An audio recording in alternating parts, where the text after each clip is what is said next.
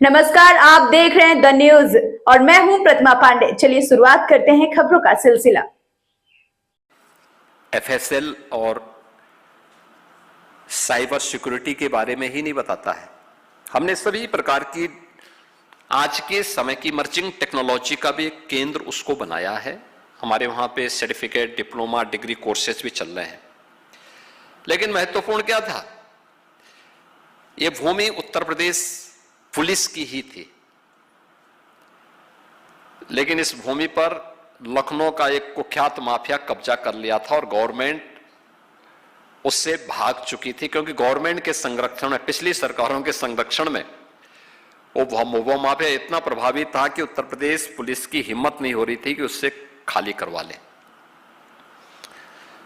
जब उस भूमि के बारे में एक दिन मेरे मन में आया 2017 में, मैंने कहा यार इतनी बड़ी आबादी का राज्य है, केवल 4 हमारे पास एफएसएल फॉरेंसिक केवल लैब हमारे पास 4 हैं, कैसे चलेगा इतना बड़ा प्रदेश।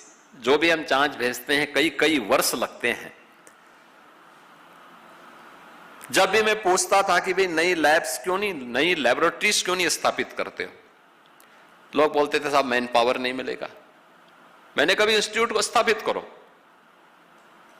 अच्छा पैकेज दो, ये हाथ पे हाथ धरे रहने से नहीं होगा काम। एक दिन यूपी के डीजीपी, और देखो डीजीपी भी कब लेके आए, जिस दिन रिटायरमेंट के ठीक समय में वो मेरे पास एक फाइल लेके आए। तो मैंने कहा ये क्या है, मैं सोचा कि हो सकता है कि वो अपना एक्सटेंशन का लेकर के आए होंगे।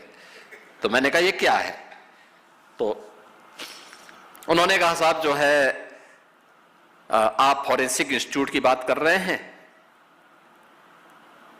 यूपी पुलिस की ही लैंड है लेकिन एक माफिया का कब्जा है। तो मैंने कहा ये तो हमारा सबसे प्रिय विषय है।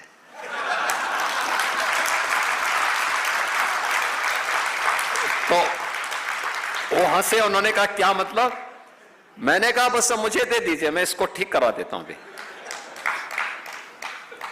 आप आश्चर्य करेंगे कि 120 एकड़ लैंड है वो, एयरपोर्ट से मुश्किल से 3 किलोमीटर की दूरी पे। उसकी कीमत कैसा आपको पता होगा।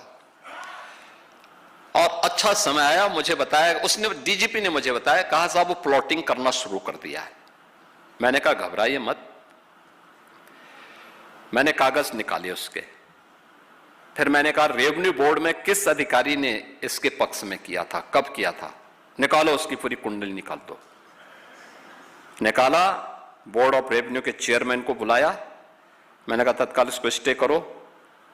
वो हाई कोर्ट गया, मैंने इधर एफआईआर लॉन्च करवाई और फिर वहां पे अगले दिन हमारा बुलडोजर पहुंच गया था।